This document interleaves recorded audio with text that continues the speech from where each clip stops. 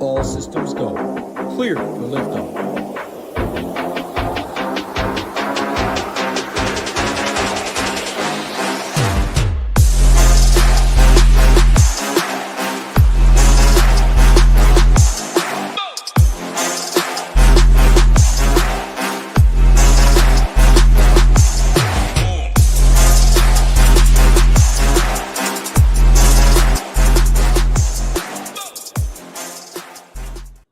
What's going on, everybody? Happy Thursday afternoon. Week off last week. We're back talking some fights, Big Marley. Unfortunately, only 11. We were supposed to have 13. I know Aliskerov was off. Then El Sawadi fight was off. Now we're down to 11. 9 a.m. Eastern. I should have said that right from the top. We're in Saudi Arabia. 9 a.m. Eastern, 7 a.m. my time. Bright and early. I will definitely be up watching some violence. I think we have a lot of good fights, real life fights I'm excited for. DFS, though, man, always the magic number for me, 12. 11's pretty tough. Prize pool is still very big out there. No NFL, though. So how are we doing today? Good, yeah. I don't really know how I feel about this card. I mean, I actually forgot that it was 9 a.m. I originally knew and then forgot throughout the week. But I think that makes me like it a little bit more. Just kind of start our day with it and then figure out the night from there. Because we got the week off on Sunday, so can do whatever I want, this Saturday night. So I don't know. We'll see. Yeah, I love it. Absolutely. All Saturday night, pretty much. Maybe in the NBA streets. All Sunday. Get some fights bright and early on Saturday. I always love the early ones, especially because it's a mix-up. But waking up to violence, absolutely nothing better. What's going on, Sean Sullivan? What's going on, Ben? Broad slate overview for me before we go fight by fight. Well, I'll say what I do like for an 11-fight card, we have no fighter projected over 50% right now. Big Marley will mess around with stuff. If I were to think anyone does, I think it would be Terrence McKinney. I wouldn't be surprised if he came in like 55-ish, the highest money line on the slate at minus 500.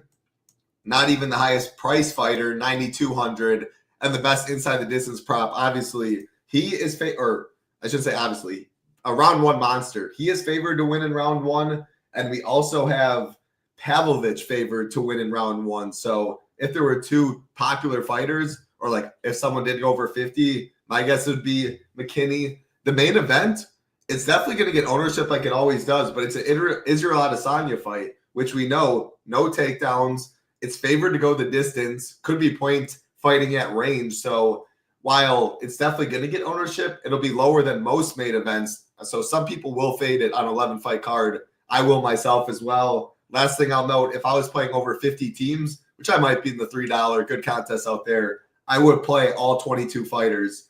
We saw it 2 weeks ago. Howdy Barcelos as a monster underdog. There's another one earlier too. Big dogs can win in MMA, and the biggest favorite on this card, minus 500. McKinney, obviously not the best gas tank. So everyone's live on this card. So the more teams I play, the more I'd include in my player pool. Give me a broad slate overview, Big Marley, before we go fight by fight.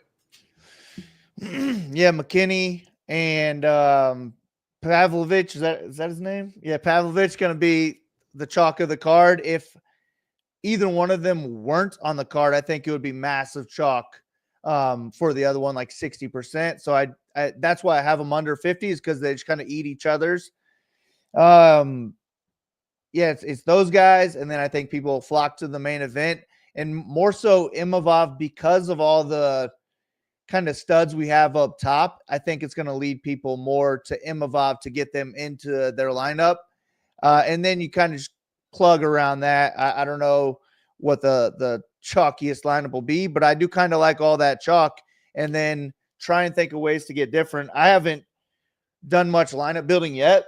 I did build one lineup before we got on, though, and I liked it quite a bit. So I was like, well, shit, maybe it's a 5-5-5 week for me if I run out of single entry. But I haven't even messed around with anything else. So maybe I'd like the second one I built too. And if that's the case, I'll just keep hand building and see what it leads me to. I like it. Yeah, I don't know yet what I'm going to do either. If I'm going to go like a 555 or I'm going to throw MME. Usually an MME guy, but with 11 fights, it's more game theory than anything for me. Roster construction-wise, and I do think Imavov is higher owned than Adesanya. Because people know Adesanya can bust, but that $1,000 price difference can go a long way too. I think you can easily build lineups with Adesanya, take him out, go Imavov, you're leaving 1,000 plus naturally. I think you can definitely leave $2,000, $1,800 on this card if you're playing that big $3 and flagship stuff. Last thing I want to note before we go, I was just checking. We got to get it fixed in the back end. Looks like most of the formulas are right. When we get to this fight, though, and I'll mention it again, Oliveira, Big Marley is a 4-star. MMADFS is a 2-star. Some formulas messed up, so I'll have to check it out. But let's go fight by fight, bottom of the card to the top. First fight of the night, the closest price, the closest line fight, big boys, Jamal Pogues, Hamdi Abdul-Awwal, -110 apiece. I definitely butchered that last name. +160 for this fight to finish. Hamdi +330, Jamal Pogues +340 inside the distance. So usually you see big guys, you have interest in it. Usually it's supposed to finish. We do have a couple big boy fights on this card. 1, 2, 3. Both of the other ones favorites to finish. This one favored to go the distance. You have it as one of the lowest ranked fights, and I agree. I hate this fight. To be honest, the reason to play it is ownership. It's going to be low owned because 8,300, 7,900. This next fight we're going to get to, favored to finish. Main event, pretty close to the mid tier. I mean, it's a main event, 5 or 10 extra minutes. Going to get some ownership. What else do we got? I think that's the main thing. Even Farzia, Mike Davis. Mike Davis will definitely be a lot higher owned than Jamal Pogues. If you build a Mike Davis lineup, drop to Jamal or Hamdi, that's a way to get different. I don't like the fight much at all. I'm hoping one of these guys is probably a better wrestler than the other. That's what it would take to get a ceiling performance. I don't think anyone's knocking each other out. -200. This fight goes the distance. Can you make a case at low ownership? Are you keeping them in the pool? Yeah, I'm going to keep him in the pool. But yeah, I don't really care for it. I might move it to a 2-star. I think that Hamdi has the higher ceiling. I think he has more knockout potential, like one-shot knockout potential. And I think he's the better wrestler. But Pogues can mix in wrestling too. He doesn't really do a lot on the ground once he gets the takedowns, so I don't love his ceiling with his wrestling. But I think he's the better minute winner on the feet. I think he's a better boxer, and I could see this being a striking match where maybe one guy lands 2 takedowns throughout the fight. I can just see it going either way. I slightly favor Pogues to get the win, but Hamdi's cheaper. I think Hamdi has the higher ceiling. So that would make him my preferred play, but he's also going to be the higher owned, I'm thinking. So maybe that leans me a little bit more towards Pogues to get different. Ownership play for Pogues, but if you value type of play with a higher ceiling on Hamdi, I'll take Pogues to win 2 rounds though. I'm on the, both are going to be, I think, low owned. I do think Hamdi will be a little higher, but I think because Hamdi does have that more one-shot power, and I do think he is the better wrestler. 2016 fought or Olympian, Greco-Roman. Like Pogues is just fat. Like he should be 205, or he was a 205, or moved up. Got outboxed completely by Mick Parkin. He just does not look good. And Hamdi almost got finished by Don'Tale Mays. Then he's been off like 2.5 years. He had for PEDs. He got caught after that fight, so it was overturned. This is his first fight back. I just think if someone were to get 100, I feel better about Hamdi. Pogues has been awful. But regardless, I don't like this fight. It'll be used for me in more chalky lineups. I like playing like bigger underdogs, leaving $1,200, dropping down from a Hamdi to, let me ask you this, Hamdi or Thomas Peterson, if it meant like you're getting a 16 dupe team down to like a 2 dupe team.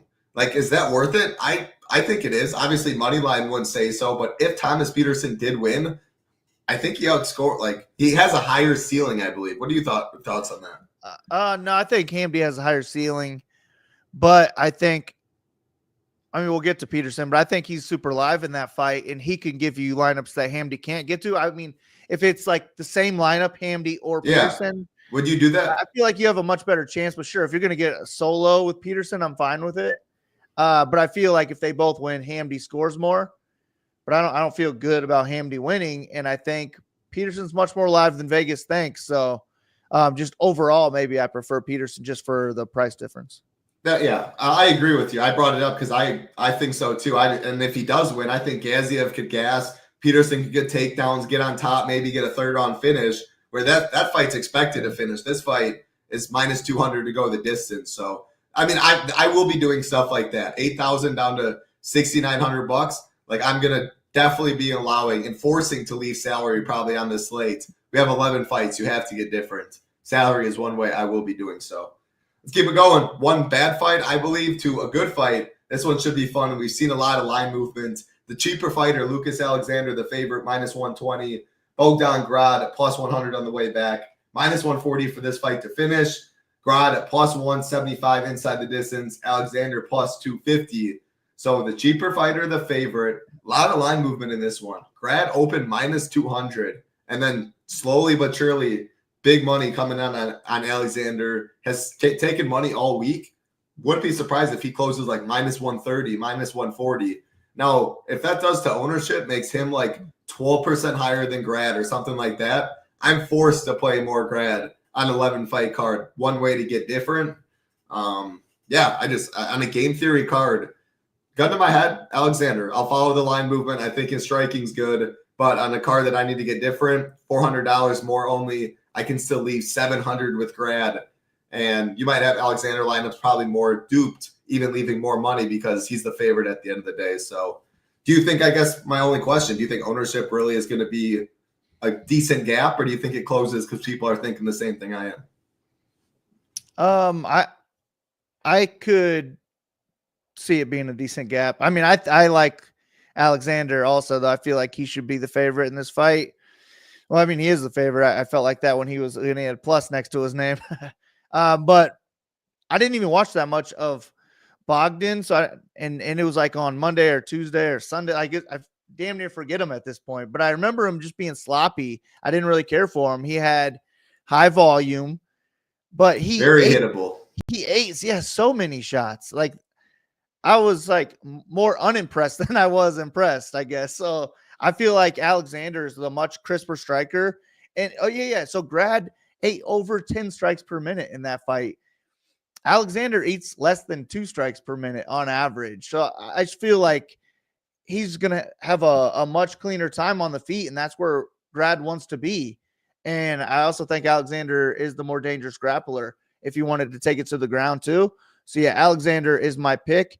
And I'm probably going to X out Grad. Alexander's one of my favorite underdogs on the card.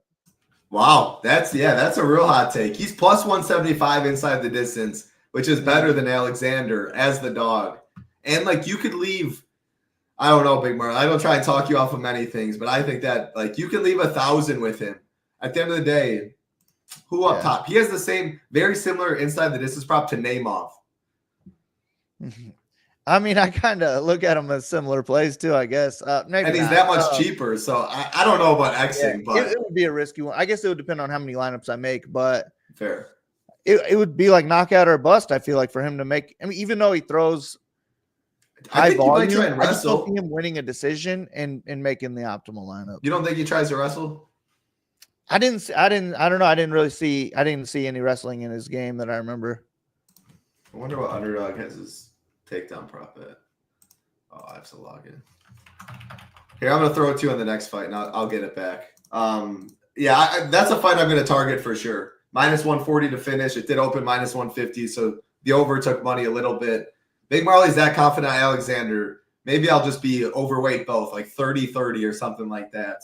But a good fight to target in the mid-tier, no doubt. Yeah, I mean, he did land 3 takedowns in that contender series fight. He had no control time, which is control. That's a good thing, I guess.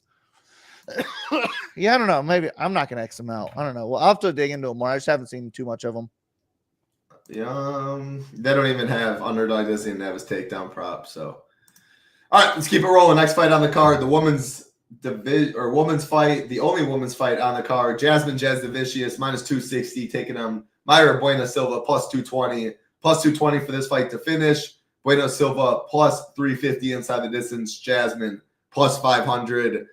You have this as a 4-star as the most likely fight to go the distance, and that's pretty much exactly what I said in my slate plan. Usually you see the inside the distance prop, you think, nope, I don't want this fight. Jasmine wrestling for days. Mayra Bueno Silva doesn't mind getting takedown and working off her back, and the better inside the distance prop as the dog. On the feet, I give the advantage of Mayra Bueno Silva as well. So you have a clear favorite that needs to wrestle.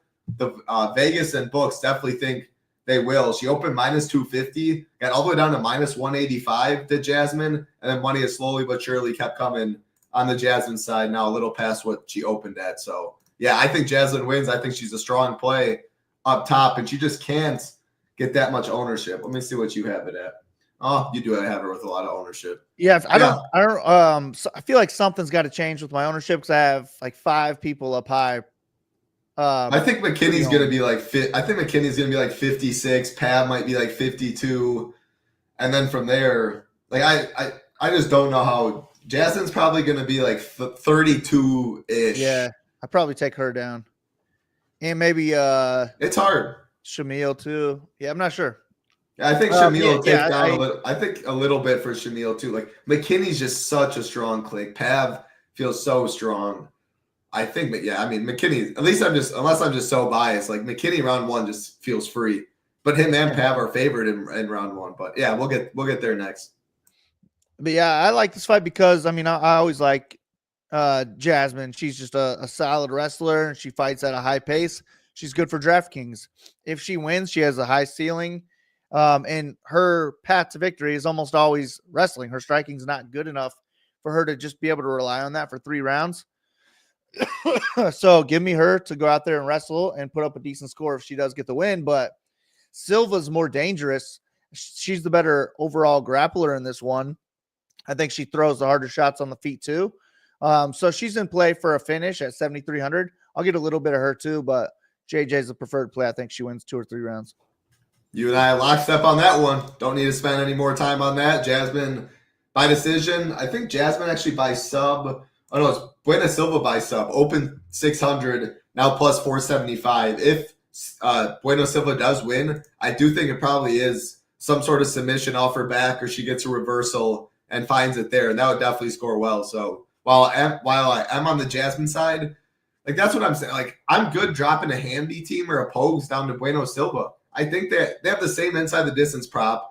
You get more different, and I think they have better round 1 upside. Like I just hate that fight. The more I think about it, I will play these dogs. Yeah, I agree.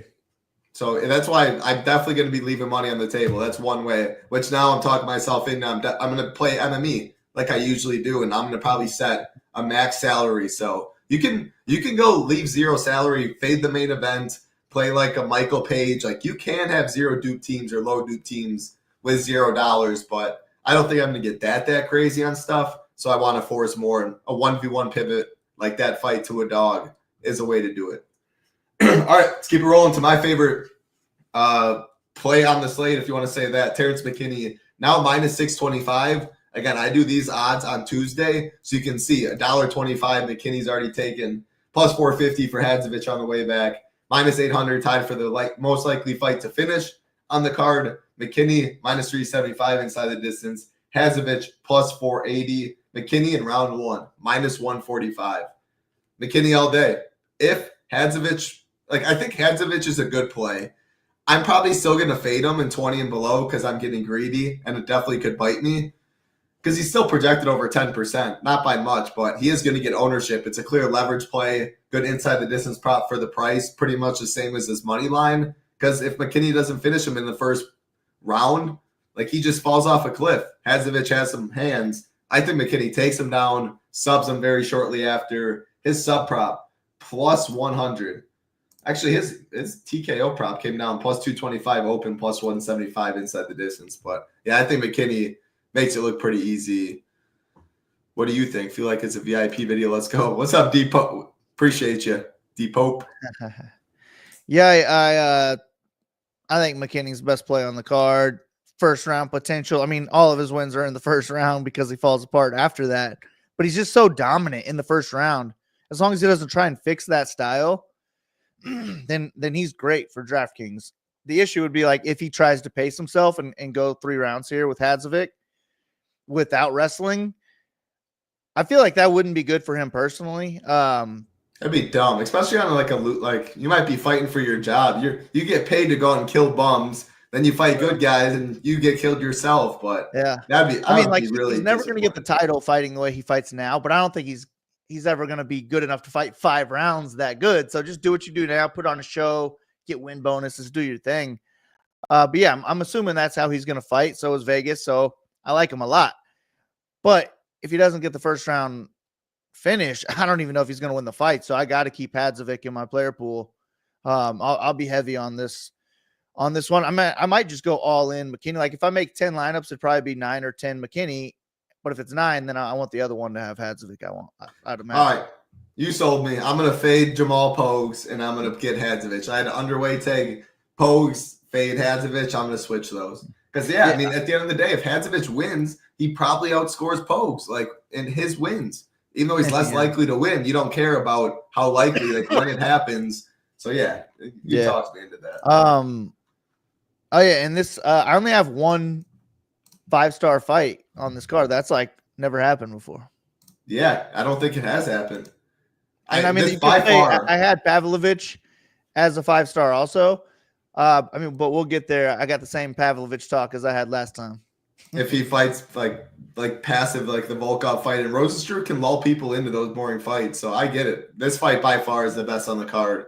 I'm gonna get some Hadzovic and 20 bull, even though I think he gets work. It could be 9 out of 9 McKinney, 1 Hadzovic. I'm not gonna force the rule because the second round McKinney might not be enough, and this fight is going to be heavily owned. But McKinney's chalk I'm going to eat, and that's part of the reason I'm going to go. Like I think Alexander gets good amount of ownership. I'll be more grad. Even this fight, like I might have more Rosenstruck. I'm going to have some main event fades. You have to get different in some lineups. McKinney's away, or McKinney's not away. I'm going to get different. I'm going to eat that ownership for sure. All right. Let's keep it rolling. Next fight on the card. Another fight supposed to finish the second fight, or the second of 3 heavyweight fights. Shamil Gaziev, minus 330, taking on Thomas Peterson, plus 270, minus 190 for this fight to finish. Gaziev, minus 140 inside the distance. Peterson, plus 550. Gaziev, plus 195 in round 1. Take this one away, Big Marley. How do you see it going? Yeah, I think Gaziev has a first round edge everywhere. I would say he's the better wrestler, or at least more aggressive with the wrestling early. I think he's got a better knockout potential in the first round. I think he's a better overall striker, but I think he's more likely to slow down in the second and the third round, where Peterson could mix in his wrestling in those rounds and win the fight with his wrestling. Or I think he could even strike if Gaziev slows down that much. I think he could beat Gaziev on the feet in either round, finish him on the feet, finish him on the ground. Just depends on how much Gaziev gasses, but that also probably depends on how much he does in that first round, and he could finish Peterson in the first round. So I like both sides just based on Gaziev's first round upside. And then if he doesn't finish in the first round, I like Peterson as a value play on the slate. I might end up betting Peterson here. 6,900, got to like that price tag. So he fits in whoever you want up top.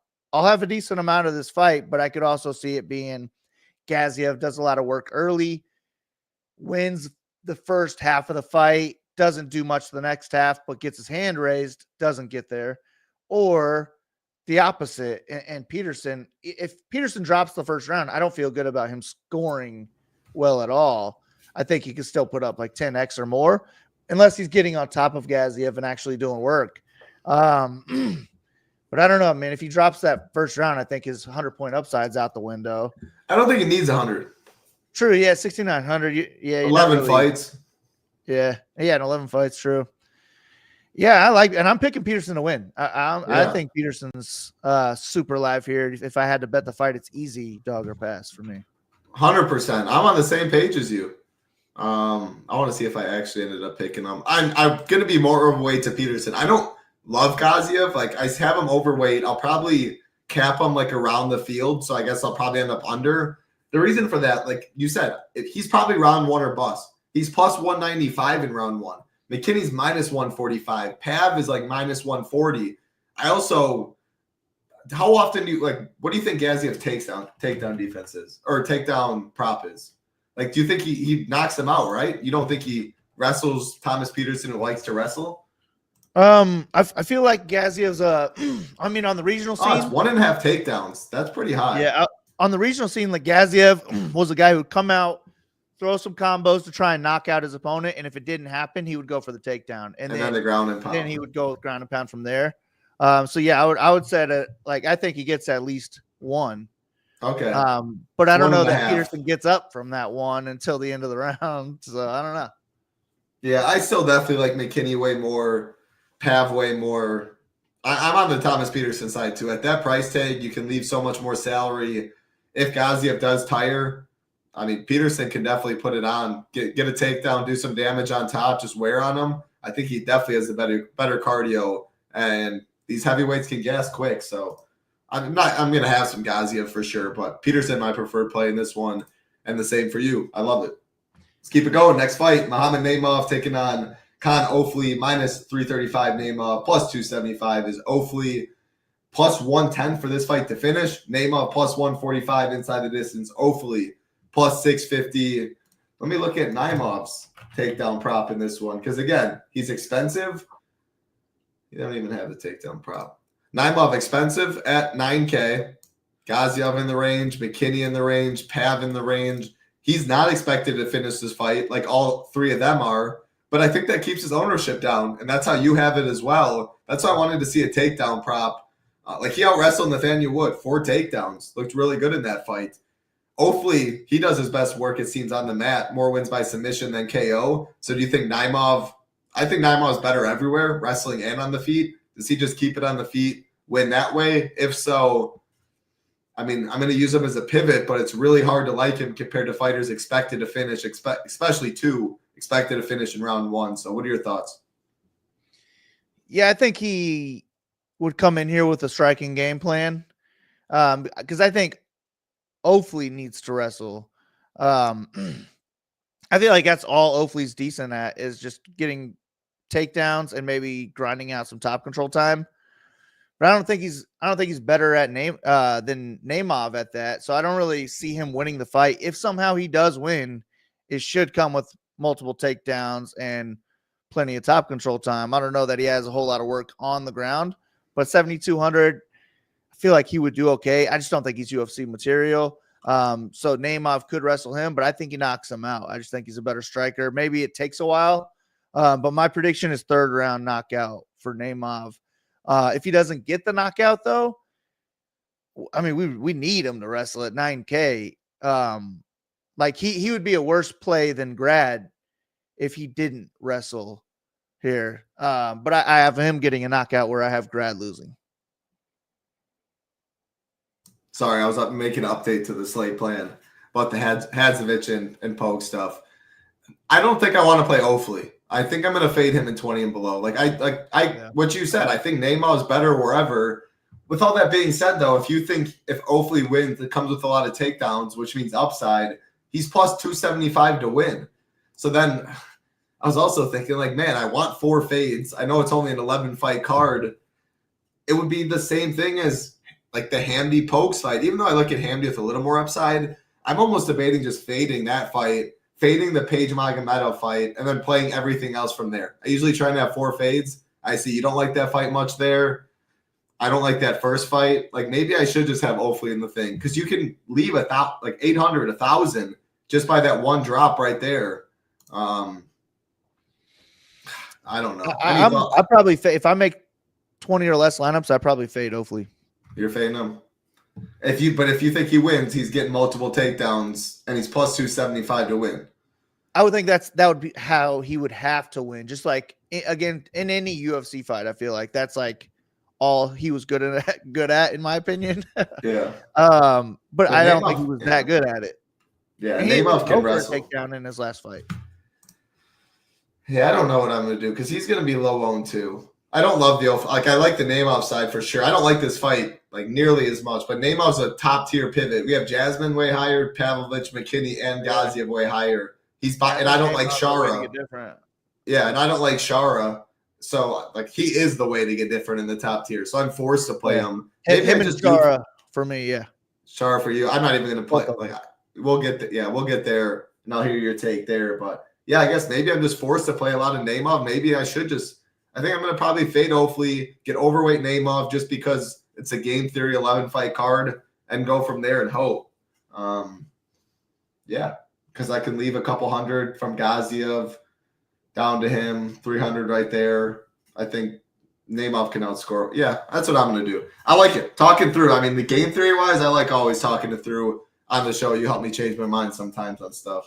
Feeling better. Let's keep it rolling. Next fight on the card.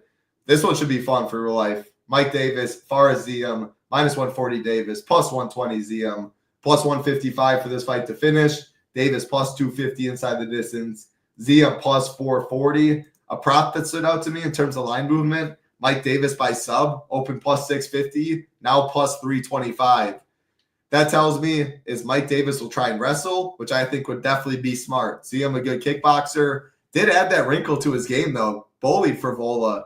Showed he can wrestle, stuffed some takedowns. He's made a big evolution to his game. I'm impressed with him. If I had to bet this fight, it would be dog or pass. I bet Ziam. DFS-wise, I preferred Mike Davis because I think he has more takedown upside, more pass to 100. Like Ziam plus 440 inside the distance. I don't think much wrestling upside in this one. He's like a point fighter at the end of the day. A very good one, I think, but I just don't love his DFS upside. Mike Davis in a win can put up 100. But dog or pass for me. Like, I think it's a close fight. At the end of the day, I don't love this fight for DFS since I think Ziam wins and mainly outpoints him at range. But I love Mike Davis as a fighter too. I wish he fought more. I think this is a great fight. How do you see it? Yeah, I like this fight. It's going to be a good one to watch. Could be a really fun striking match. Davis is aggressive. He's dangerous. Ziam is just so like defensively responsible, like the opposite of Jiri, basically, in my opinion. He's hard to hit. He's really good on the feet. And he looked amazing in his last fight too. I feel like a lot of that was Frivola slowing down. But Ziam still looked really good. So I'm looking forward to it as a fight. I don't know what Ziam's upside looks like, but he's a dog that is super live to win. Great striker, always could get a knockout, but he's not a knockout striker. It would just be like a precision knockout type of thing. But I remember didn't Davis get hurt? I remember Siggy posting something in Discord like months ago. I feel like he had some bad injury. He is coming off. Yeah, he is coming off an injury. I don't remember what that was. I feel like it wasn't good. Like he yelled or something in the video. Torn bicep. Oh God! Didn't it took Jones like 2 years to come back from that? Didn't it? I have no clue. Yeah, he was out for UFC Denver 2024, June 18th, 2024. So this is like 8 months. So yeah, the injury worries me for the Davis side, but I just feel like Davis has so many more ways to win. I do like his wrestling, especially if you're going against a kickboxer and Ziam. He should mix in takedowns, but he's a good enough striker where he could win on the feet. I feel like if it's close on the feet, you land 1 or 2 takedowns each round and you win. So yeah, give me Davis. He is my preferred play. I was kind of thinking about betting him, but then I was remembering the injury, and I didn't ever went back and looked into it. But yeah, I just like Davis. I've always liked Davis since that Contender Series fight with Sadiq. It's one of the best, maybe the best Contender Series fight of all time. He's had a lot of good fights. Pick him to win, but Ziam is just young. He's always going to be improving for the next handful of years. So not as much confidence as I would like to have. Yeah, it's an interesting line movement on this. Davis open minus 125. That same day, very shortly after, bought down to minus 260. Ever since then, slowly but surely, monies came in on the Ziam side. Now it's minus 140, 120. I love Mike Davis too. I didn't really expect it. Like, he's one of my favorite fighters because he never fights, but his boxing is nice, his volume's good, his takedowns, he hits hard. Like, that fight against Mason Jones is awesome. He's a great scorer. 2 scores. Last 4 wins, 2 scores over 100, 2 scores in the 90s. Like, he can definitely put up a big score, which is why he's my preferred side for DFS. But Ziam, I think he just has more tools on the feet, the length, the kicking. I think he can throw at different angles, chop the legs a bit. It's gonna be a good fight, though. I hope it stays on the feet if I'm underweight. I hope it gets to the mat if I'm overweight. But on the feet would be a fun scrap for sure. All right, talk about a fun scrap. I mean, this main card. Outside of fight number 2, which has some bad blood, it might be fun real life. I don't love it DFS. I think this fight, though, is absolutely sick. Said Nurmagomedov taking on Vinicius Oliveira, minus 152 Said, plus 132. Oliveira minus 125 for this fight to finish. Saeed plus 175 inside the distance. Oliveira plus 300. One interesting prop movement on this one. Fight to finish. Open plus 125. Now minus 125. Line movement in this one. Have seen a lot. Saeed open minus 300. Right away, Oliveira took money. Got down to minus 186. Slowly but surely, money's still coming in on Oliveira.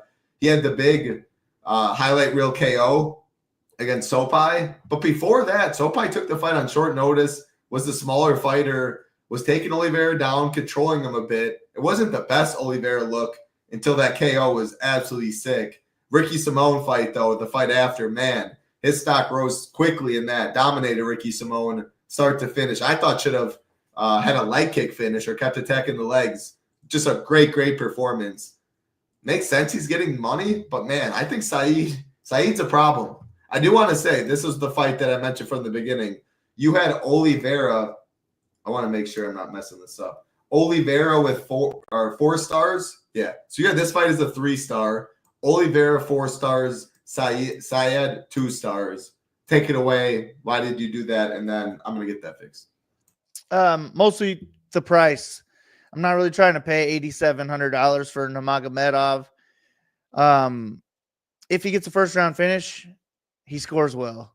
If he doesn't get a first round finish, he just doesn't do enough to score well. And I don't feel good about him getting that first round finish here. I think Oliveira is the more dangerous striker. I think Oliveira is the more active striker. So I would just much rather pay $7,500 for a fight that I think is mostly going to take place on the feet. Nurmagomedov, I think his biggest edge is going to be on the ground here, but I don't think he looks to wrestle enough for this to be a heavy grappling fight. I think it's mostly going to stay on the feet. I think it's going to be close, where we don't even know who's going to get their hand raised, or I probably think Oliveira is going to get his hand raised and the judges give it to Nurmagomedov type thing. But if that is the case, Nurmagomedov is not on the optimal lineup. So give me the underdog to win. I would just much rather have the underdog in my lineups. I'm probably going to fade Nurmagomedov. It's 20 or less. I'm most surely fading him. But if I do make 150 in the $3, I might fade him in that. If I was making 150 in like the big boy, I wouldn't have the balls to fade him. But you got some balls in the $3. 450, I'd fade him. Well, my preferred side, Saeed, for sure. The reason for that, 11 fight card. Oliveira is gonna be higher owned than Saeed. Oliveira might be 33%. Like, he's gonna be one of the most popular dogs on the card. Saeed's gonna be one of the lower owned on the card. We have him as the lowest owned fighter in the top tier right now. I wouldn't be, and that might stay true. Shara could maybe. Be my personal bias on it too. Yeah, it could. It could a little bit. I was gonna say maybe Shara, and I know you're still messing with stuff. Like, I think McKinney goes up, Jasmine goes down. Ownership sheets gives you credit all the time though, so I don't touch it. But regardless, Saeed's gonna be low owned relative to everyone else in the top tier, and Oliveira is gonna be really high owned. So, look at this. Hello from. You pronounce that, so I don't butcher it. Kuwait. Man, 5 a.m. for these live streams. Oh, wow. Tune in at 5 a.m. Very much appreciate it. Tell me what, thank you for helping Discord. You all rock. You rock.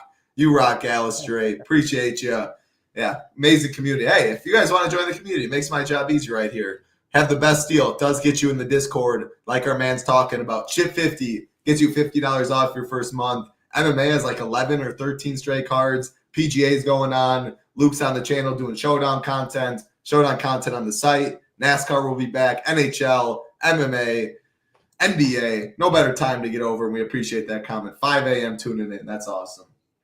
All right, I got nothing more to add on that one. We're on different sides, but at the end of the day, what I do feel confident in is Saeed will be lower owned than Oliveira. I think that's one clear leverage play on the slate. It won't matter if Oliveira gets 100 plus. I will have some of him. Just make sure your lineups, like if I was playing a Pogues or Handy, I'd be more likely to play him if I'm playing Oliveira than I am Saeed. That's like the stuff I'm thinking about on a card like this. 3 fights left. Jairzinho, or why am I saying the underdog first? Sergey Pavlovich taking on Jairzinho Rozenstruik. Minus 285, Pavlovich. Plus 245 is Rosenstruck. Minus 600 for this fight to finish. That is interesting, as you can see right here. It was minus 800 early in the week. Some money coming in on the over. We have Pav minus 260 by KO. I'm not seeing the inside the distance prop. Actually, I see it in another book. Minus 265. Rosenstruck plus 365. It's a fight I'm definitely going to want some of. It's, what is it to finish in round one? Pav is minus 135 to finish in round one. Doesn't say what the fight is, but Pav himself favored to finish. Obviously, I want some. I prefer McKinney because of his wrestling upside. Pav can get that first minute bonus, though. Who's most likely on the card? I think it's Pavlovich. Hopefully, he's aggressive. I think he will be. I think he knocks out Rosenstruck in round one. But Rosenstruck hits hard, too. And give me Pogues and Hamdy. Drop him down to Rosenstruck. If he wins, it could be a first-round knockout. You're leaving money. You're getting different. That's why I'm playing these dogs on the card. So, yeah, talk about it. Yeah, Pavlovich always alive to get a first-round knockout. Very alive to break the slate with a first-minute knockout. But people love knockouts. They're going to be all over that chalk. I'm going to be fading that chalk. I don't know about fully fading, but I fully faded him last time, and it worked out for me. I think this is the same thing. If he doesn't get the first-round knockout, I don't think he wins. I think Rosenstruck is the better striker. I think Rosenstruck's the higher volume striker. When Rosenstruck came into the UFC, he was the guy with the death blow in his hand, and now it's Pavlovich. I just don't buy into knockouts as much as everybody else. And I think Rosenstruck is just as dangerous, but more talented and more higher level experience. If this goes 3 rounds, I think Rosenstruck wins all 3 rounds. So my preferred play, I have it even because I think if there's a first round knockout, it is going to be Pavlovich. But I have Rosenstruck winning a decision. You can't have it even then. You got to have it 4-2. Rosenstruck's, and I probably will have more. I probably will have more Rosenstruck to the field than Pav. But you have Pav is 49% owned, and you're picking him to lose. Like you're gonna have like 25. You're right. Like and that for sure. Like you're doing it right now. Yeah, I mean, and I agree. I think I put in my slate plan. I'll probably be That's more like so. Personally, it's definitely a 4-2 Rosenstruck, but it's I almost like. You're looking out for the people. Goes out there, gets the first 10-second knockout. Like I feel bad for doing that because I know it's a risky advice, but it's like that's what I'm doing. But if you want to go with Pavlovich, like I totally understand. No, for sure. You can leave. It's your content. I don't get like for you. It's a 4-2-4, but no, I get like. Us doing this, we don't want we don't know at the end of the day what's going to happen. The dude's minus 140 to finish in round one. Like Big Marley touting against it's scary for sure. But like I put in my slate plan, I will have more Rosenstruck to the field than Pav, and that's because I like McKinney a lot. So we play a salary-based game, like he's live, but I do think mainly salary-based game and 11 fight card game theory wise. I talk about leverage spots with the Saeed Oliveira. I think this is a leverage spot. Rosenstruck is great leverage to Pav on this slate and has a lot of upside. So, yeah, I mean, we're both on the Rosenstruck side for DFS. I think Pav's that. I picked Pav in round one, but you were really sharp with that. Like, you're onto something with the knockouts. Volkov absolutely pieced him. You were one of the few on the right side on that one. You're confident, it seems like, or decently on Rosenstruck again. So, yeah, I'm going to have more to him in the field than I will on Pav. All right, I just now remember that Volkov fight. That was when I broke my phone. That was the Whitaker fight, the Whitaker card. I was watching Volkov when my wife was driving. We were headed to the liquor store, going to the pool. I fucking dropped my phone in the liquor store, and it just shatters the screen. And it never worked again. So that was the last time. Volkov was the last thing I saw on that fucking thing. Wow. Yeah, that's a funny story. All right, let's keep it going. 2 fights left. Very curious to hear your take on this one. Char Magomedov, minus 180. Michael Venom Page, plus 155. Plus 155 for this fight to finish. We have Magomedov, plus 245 inside the distance. Page, plus 450. I have this fight as a fade. I think it stays on the feet. I think Page offers problems for Magomedov in the fact that he's so dangerous. Can Magomedov tee off on him like he can some others? If he gets in a rhythm, yeah, I think so. Even if he does, though, he can land 120 significant strikes and not be optimal at the price.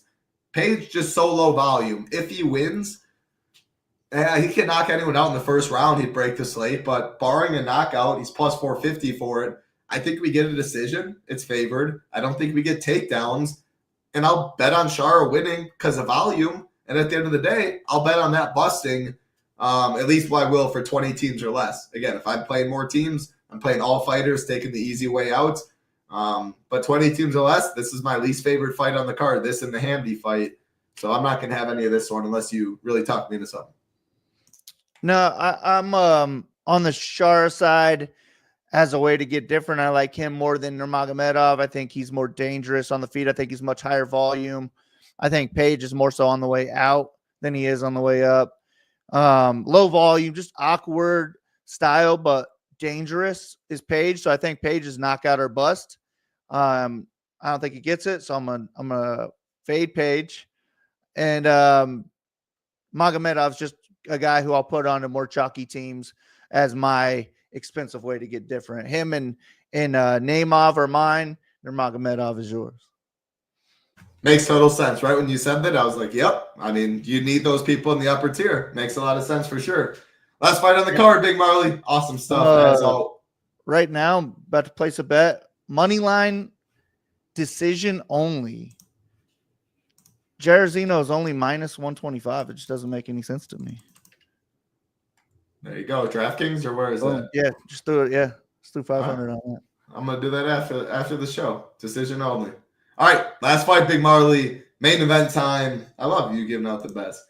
Izzy, minus 150 on Bet Online. Some money just came in on Imavov. Plus 130 for Imavov. Plus 130 for this fight to finish. Adesanya plus 250 inside the distance. Imavov plus 350 inside the distance.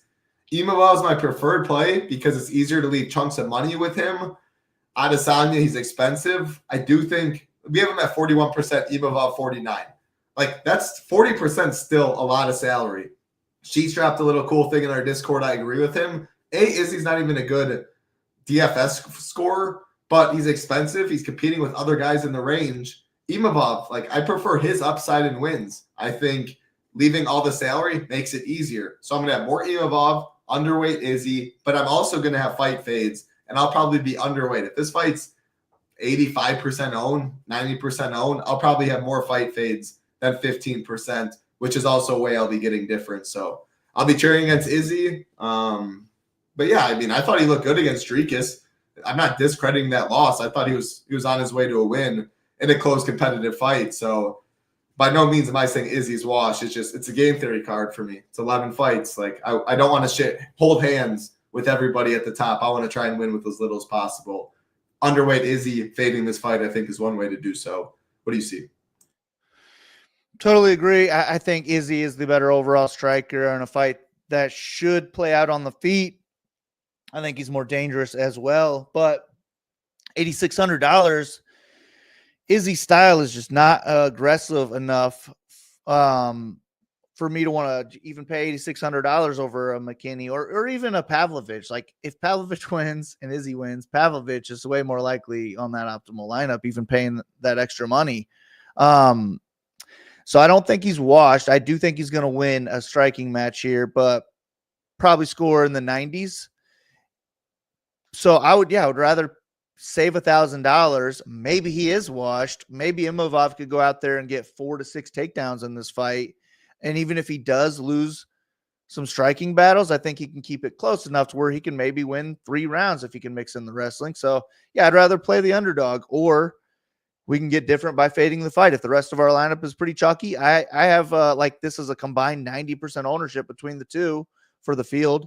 So I think getting away from it is a way to get different, and that is when you want Izzy to win and score 86 points or something like that. And that's not going to make the optimal lineup. You just got different from the field, and you still have good plays in your lineup.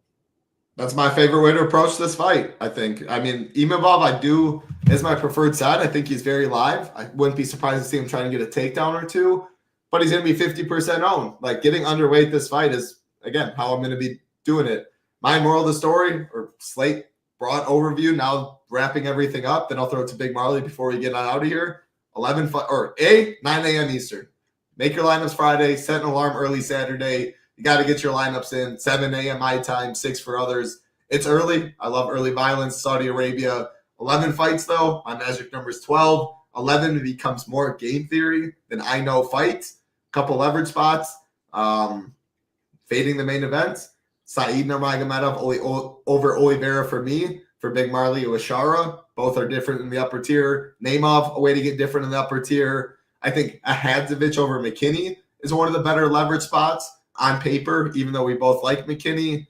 2 least favorite fights by far, Pogues, Hamdi, and Paige Shara for me. And then the last game theory spot, actually 2. I think Peterson over Gaziev is a leverage spot, and then Rosenstruck over Pavlovich. So, again, if I'm playing chalkier fighters like McKinney, I'm more likely to use a leverage side on someone else. And, of course, last thing, salary, you definitely can leave. I can't even talk today. You definitely can leave a good amount. Big Marley, final thoughts on this card. Awesome stuff. Now you just crushed it right there. Hopefully we're on the right track, and I do feel good about this card. I feel like one of us is going to ship it. If not, it's going to be somebody listening. So good luck to you. Good luck to everybody else. Let's do that. Let's do it. Ship 50. Get over ShipItNation.com. Get you $50 off your first month. Include Shiptimizer, which we have for MMA. All content will be up tomorrow. Get in the Discord as well. Thank you, everybody, for watching. Hit the thumbs up. Hit the subscribe on the way out. We will be back next week for Big Marley on Title Time. Peace. Be safe.